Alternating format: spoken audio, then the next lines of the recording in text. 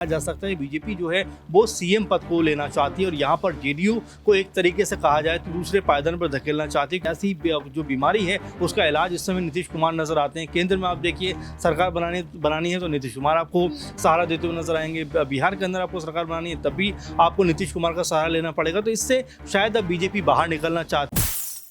नमस्कार, मैं नाज़मीन खान और आप देख रहे हैं SPN 9 न्यूज। आगामी विधानसभा चुनाव को देखते हुए जहां जनता दल यूनाइटेड की मांग है कि बिहार के मुख्यमंत्री नीतीश कुमार को भी अब अपने बेटे निशांत कुमार की भी एंट्री राजनीति में करवा देनी चाहिए, तो वहीं दूसरी तरफ भारतीय जनता पार्टी विधानसभा चुनाव को देखते हुए नीतीश कुमार पर दांव आजमाना ही नहीं चाहती है। वो नीतीश कुमार जो भारतीय जनता पार्टी को सत्ता में लाए, केंद्र में लाए, और ये कहा जा रहा है कि अगर दिल्ली में काबिज रहना है तो नीतीश कुमार का साथ भारतीय जनता पार्टी के लिए बेहद जरूरी है।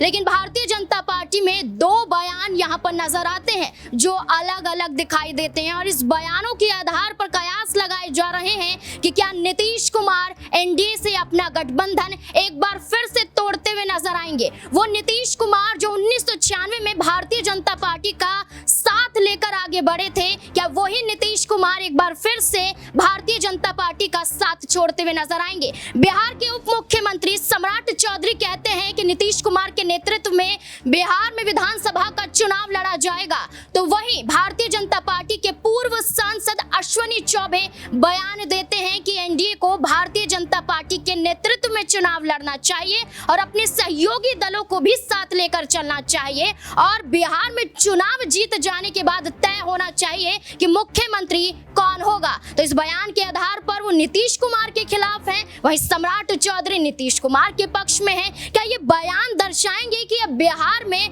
नीतीश कुमार क्या कदम उठाएंगे? वैसे ही आज दिल्ली में राष्ट्रीय कार्यकारिणी की बैठक है। नीतीश कुमार सीटों को लेकर भी मंथन कर सकते हैं, विधानसभा सीटों को लेकर कितनी सीटों पर चुनाव लड़ा जाएगा। साथ ही साथ नीतीश कुमार को लेकर अब कयास शुरू हो चुके हैं कि बिहार में फिर से तख्ता पलट होता हुआ नजर आएगा। इससे जुड़े हुए कई और तमाम सवाल बनते हैं। न्यूज रूम में मौजूद है अमन सर, मेरे साथ मौजूद हैं, उनसे जानने की कोशिश करेंगे अब क्या स्थिति यहाँ पर बनती हुई नजर आएगी। सर, भारतीय जनता पार्टी खेमे से बात करें, पूर्व सांसद अश्विनी चौबे नीतीश कुमार को नकारते हुए नजर आते हैं। बिहार के उप मुख्यमंत्री नीतीश कुमार के नेतृत्व में चुनाव करवाना चाहते हैं। भारतीय जनता पार्टी के ही नेता हैं संजय पासवान, वो ये दावा करते हैं कि बिना नीतीश कुमार के भारतीय जनता पार्टी शून्य है। क्या ऐसे में भारतीय जनता पार्टी की स्थिति स्पष्ट नहीं है, वो कहीं ना कहीं नीतीश कुमार का इस्तेमाल कर रहे हैं?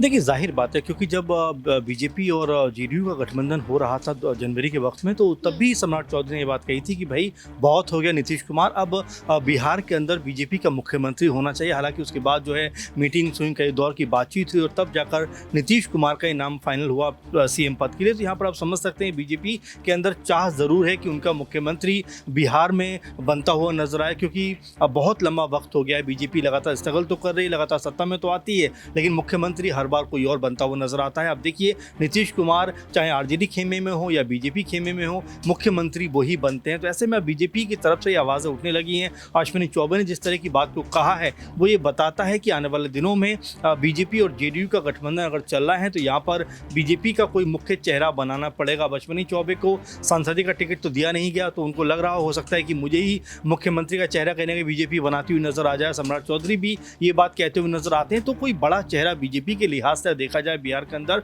तो मुख्यमंत्री के लेवल का नजर नहीं आता। तो ऐसे में अश्विनी चौबे जो सीनियर लीडर भी हैं, कई बार सांसद भी रहे हैं, वो ये शायद सोच रहे होंगे कि अभी से अगर इस पर बात की जाए तो 2025 तक उनका नाम कहीं ना कहीं सुर्खियों में आना शुरू हो जाएगा। तो ऐसे में कुल मिलाकर ये कहा जा सकता है बीजेपी जो है वो सीएम पद को लेना चाहती है और यहाँ पर जेडीयू को एक तरीके से कहा जाए तो दूसरे पायदान पर धकेलना चाहती है, क्योंकि हर एक तरह से अगर कहा जाए सियासी जो बीमारी है उसका इलाज इस समय नीतीश कुमार नजर आते हैं। केंद्र में आप देखिए सरकार बनानी है तो नीतीश कुमार आपको सहारा देते हुए नजर आएंगे। बिहार के अंदर आपको सरकार बनानी है तब भी आपको नीतीश कुमार का सहारा लेना पड़ेगा। तो इससे शायद अब बीजेपी बाहर निकलना चाहती है। वो अपनी जो उनका दल है जो कह सकते हैं कि एक बड़ा दल बिहार की विधानसभा में है, उसको और बड़ा करते हुए पूर्ण बहुमत चाहती है और साथ में मुख्यमंत्री के गद्दी पर अपना कोई चेहरा चाहती है। इसीलिए अश्विनी चौबे ने बयान दिया और देखिए उसके बाद कई सारे बयान निकलकर सामने आए जिसमें ये लग रहा है कि अंदर खाने में भी जेडीयू और बीजेपी के अंदर सब कुछ सामान्य नहीं है।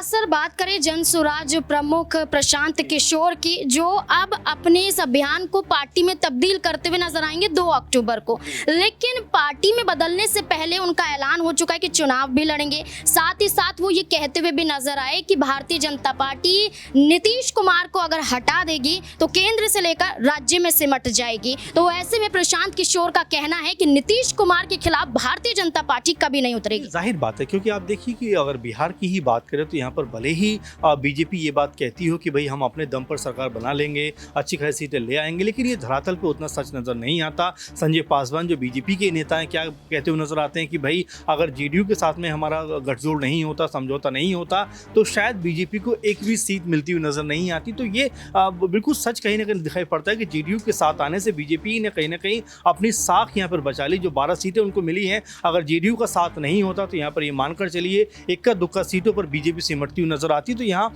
बिल्कुल ये बात जायज़ है कहने में कि बीजेपी के लिए खुद की बूथे पर चुनाव जीतना उतना आसान नहीं होगा। जेडीयू का समर्थन और साथ उनको चाहिए होगा। ऐसे में अगर सीएम पद को लेकर आवाज़ें उठना शुरू हुई हैं तो जाहिर बात है कि जेडीयू खेमा भी से ज़रूर नाराज़ होगा। आज दिल्ली में बैठक भी है नीतीश कुमार उनके तमाम साथियों की। तो आप देखिए कि कुछ ना कुछ तो अंदर खाने में ऐसा चल रहा है जो आने वाले दिनों में इस गठबंधन के अंदर दरारें पैदा कर सकता है और दूरियां पैदा कर सकता है। इसका फायदा जो है वो तेजस्वी यादव यानी कि आरजेडी या इंडिया गठबंधन उठाता हुआ दिखाई पड़ेगा। बिल्कुल, जनता दल यूनाइटेड की बात करें 243 विधानसभा सीटों के आधार पर पहले जनता दल यूनाइटेड 117 सीटें जीतती हुई नजर आई थी, लेकिन लगातार उनका ग्राफ गिरता हुआ नजर आया। अब पार्टी के सहारे की जरूरत पड़ती है। कभी राजद के साथ गठबंधन करते हुए नजर आते हैं तो कभी भारतीय जनता पार्टी के साथ गठबंधन करते हुए नजर आते हैं। लेकिन नीतीश कुमार को जो बिहार में पलटू राम कहा जाता है, क्या इस आधार पर एक बार फिर से पलटी मारेंगे? क्या वो स्थिति जो 2022 में देखने को मिली थी, आरजेडी और जेडीयू का गठबंधन था, 17 महीने में ही सरकार बदलती हुई नजर आई और ऐसे में देखा जाए तो अब एक बार फिर से ये कहा जा रहा है कि नीतीश कुमार पाला पलटते हुए नजर आ सकते हैं। क्या इस कड़ी में उनके बेटे निशांत कुमार क्या कोई बड़ी भूमिका अदा करते हुए नजर आएंगे? मनीष मेरे साथ मौजूद है, जानने की कोशिश करेंगे। मनीष, जिस तरीके से जनता दल यूनाइटेड के तमाम नेता दावा कर रहे हैं कि निशांत कुमार की राजनीति में एंट्री हो जानी चाहिए, नीतीश कुमार अभी तक इस पर चुप्पी साधे बैठे हैं। क्या लगता है नीतीश कुमार चाहते हैं बेटे की एंट्री हो या फिर वो नहीं चाहते हैं कि उनका बेटा राजनीति में आए? देखिए नाज़मीन, जिस तरीके से आप भी जानती हैं, हम भी जानते हैं कि बिहार में विधानसभा चुनाव होने हैं 2025 में, तो हो सकता है कि नीतीश कुमार कोई बड़ा प्लान यहाँ पर करके बैठे हों और ऐसे में ये भी हो सकता है कि नीतीश कुमार मुख्यमंत्री के तौर पर अपने बेटे निशांत कुमार का ऐलान कर दें। जिस तरीके से हमने और आपने देखा लोकसभा चुनाव के दौरान यहाँ पर अगर तेजस्वी और नीतीश एक साथ मंच पर दिखाई दिए तो नीतीश कुमार अक्सर ये कहते हुए नजर आए कि अगर बिहार के बाद कोई मुख्यमंत्री होगा बिहार का तो वो तेजस्वी यादव होंगे। तो ऐसे में अब ये कयास लगाए जा रहे हैं कि क्या नीतीश कुमार यहाँ पर अपने बेटे निशांत कुमार को मुख्यमंत्री बनाएंगे, और यहाँ पर कहीं ना कहीं ये बातें साबित भी होती हुई नजर आती हैं, क्योंकि धीरे धीरे जिस तरीके से राजनीति के गलियारों में उनकी चर्चा शुरू हुई निशांत कुमार की, उसको देखते हुए समझा जा सकता है कि निशांत कुमार यहाँ पर कोई जरूर बड़ी जिम्मेदारी निभाते हुए नजर आएंगे और ये भी हो सकता है कि वो सीएम के तौर पर यहाँ पर खड़े होकर नजर आए। और ऐसे में तेजस्वी यादव और नीतीश कुमार के बीच का जो रिश्ता है वो यहाँ पर बिगड़ता हुआ नजर आ सकता है और ऐसे में यहाँ पर आरजेडी जो है वो भी खेल बिगाड़ने की कोशिश कर सकती है नीतीश कुमार का। देखिए, बिल्कुल वो जायज भी नजर आ रहा है। जिस तरीके से नीतीश कुमार यहाँ पर बड़े बड़े मंत्रालयों की मांग करते हुए नजर आए थे, वो नीतीश कुमार जो कहीं ना कहीं अपने 4 सांसदों को मंत्री बनाना चाहते थे, बिहार को विशेष राज्य का दर्जा दिलाना चाहते थे, लोकसभा का चुनाव और विधानसभा का चुनाव एक साथ करवाना चाहते थे, नीतीश कुमार को लेकर भारतीय जनता पार्टी कभी भी क्लियर नजर नहीं आई। हमेशा से नीतीश कुमार को समझाया ही गया और वो तस्वीरें सबको याद होंगी जब प्रधानमंत्री का रोड शो था पटना में और किस तरीके से नीतीश कुमार के हाव भाव नजर आए थे। लेकिन जहां नीतीश कुमार की पार्टी दावा कर रही है तो वहीं नीतीश कुमार की पार्टी से भी कई विधायक गायब हो रहे हैं और आरजेडी की तरफ बढ़ते हुए दिखाई दे रहे हैं। इस कड़ी में बड़ी भूमिका अब नीतीश कुमार निभाते हुए नजर आ रहे हैं कि वो क्या फैसला लेंगे। यहाँ पर दिनेश मेरे साथ मौजूद है, जानने की कोशिश करेंगे। दिनेश, पप्पू यादव को लेकर बात करें, पूर्णिया से निर्दलीय चुनाव जीतते हुए नजर आए, लेकिन वही पप्पू यादव दावा कर रहे हैं कि अगर नीतीश कुमार महागठबंधन के साथ होते तो 30 से ज्यादा सीटें यहाँ पर जीतते हुए नजर आते।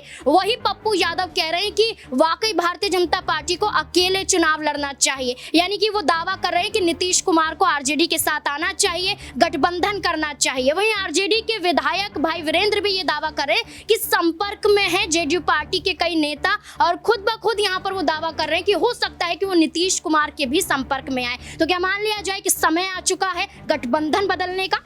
देखिए नाज़मीन, इस तरीके से जहां नीतीश कुमार बिहार की राजनीति को एक नई रूपरेखा देने की तैयारी कर रहे हैं, उसको समझ पाना यहां पर अत्यंत महत्वपूर्ण हो जाता है। क्योंकि जो नीतीश कुमार की कार्यशैली है काम करने की, चाहे लगातार उन्होंने बार बार जो है विभिन्न दलों के साथ यहां पर गठबंधन किया है और उस आधार पर सरकार बनाने में कामयाब हुए हैं, लेकिन देखा जाए तो ऐसा अभी नहीं लगता है कि बीजेपी का इतनी जल्दी साथ छोड़ देंगे। क्योंकि जानते हैं कि आने वाले वक्त में यहाँ पर जो चुनाव होने उसमें थोड़ा वक्त बाकी है अभी, और भारतीय जनता पार्टी पूरी तरीके से इस पूरे चुनावी माहौल को परिवर्तित ना कर दे और नीतीश कुमार के खिलाफ एक एंटी इनकम्बेंसी खड़ी ना हो जाए, उस चीज़ को भी नीतीश कुमार यहाँ पर मद्देनजर रखते हुए तमाम फैसले लेंगे। लेकिन जिस तरीके से आपने पप्पू यादव का जिक्र किया, पप्पू यादव कद्दावर नेता है बिहार की राजनीति में, और लगातार जिस तरीके से इंडिया गठबंधन को मजबूती की बात कर रहे हैं, उसी आधार पर ये कहते हुए नजर आ रहे हैं कि भाई अब वक्त आ चुका है कि जो है आपको खुलकर के सामने आना चाहिए राजनीति में, और अपने हितों की लड़ाई लड़ने के लिए यहाँ पर टकराव करना कहीं ना कहीं जरूरी है। तो ऐसे में पप्पू यादव के बयान कहीं ना कहीं काफ़ी जो है सक्रियता के साथ देखे जा सकते हैं। और इसके साथ साथ आपने जिक्र किया कि यहाँ जेडीयू के कई विधायक आरजेडी के संपर्क में हैं, तो ये तेजस्वी यादव ने भी कहा था कि 6 से 7 विधायक हमारे संपर्क में हैं। और ऐसे में जो बिहार में सत्ता पक्ष और विपक्ष के बीच की जो दूरी है वो महज 8 विधायकों की है। तो यहाँ पर देखा जाए यदि नीतीश कुमार के खेमे के कई विधायक यहाँ आरजेडी में शामिल हो जाते हैं जो उनके संपर्क में बताए जा रहे हैं, तो सरकार धराशायी हो सकती है। और राजनीति के कई प्रमुख जानकार ये भी कहते हुए नजर आ रहे हैं कि इस तरीके से नेताओं का संपर्क में होना दूसरे दलों के, ये खेल खुद नीतीश कुमार ही बिहार में खेल रहे हैं। और नीतीश कुमार भारतीय जनता पार्टी की कार्यशैली से अब नाखुश नजर आ रहे हैं। बीजेपी के हाईकमान ने उनकी तमाम रणनीतियों को यहाँ पर हाईजैक कर लिया है। देखिए बिल्कुल, अब ये देखना होगा कि विधानसभा चुनाव से पहले नीतीश कुमार, बिहार के मुख्यमंत्री नीतीश कुमार का क्या फैसला होगा, क्योंकि दो तरफा बयान के आधार पर नीतीश कुमार की वापसी आरजेडी की तरफ बताई जा रही है, तो वहीं भारतीय जनता पार्टी के इस बयान के आधार पर यह भी कहा जा रहा है कि अश्विनी चौबे पर भी एक्शन हो सकता है, क्योंकि बिना नीतीश कुमार के बिहार में भारतीय जनता पार्टी सत्ता में नहीं आ सकती। ये दावा खुद भारतीय जनता पार्टी साबित करती हुई नजर आती है। अब केंद्र से लेकर राज्य तक नीतीश कुमार का सहारा भारतीय जनता पार्टी के इन पूर्व सांसदों के बयान क्या अब नीतीश कुमार को फैसला लेने के लिए मजबूर कर देंगे? इस मुद्दे को लेकर क्या है आपकी राय? कमेंट सेक्शन में जरूर बताएं। देखते रहें SPN9 न्यूज़। धन्यवाद।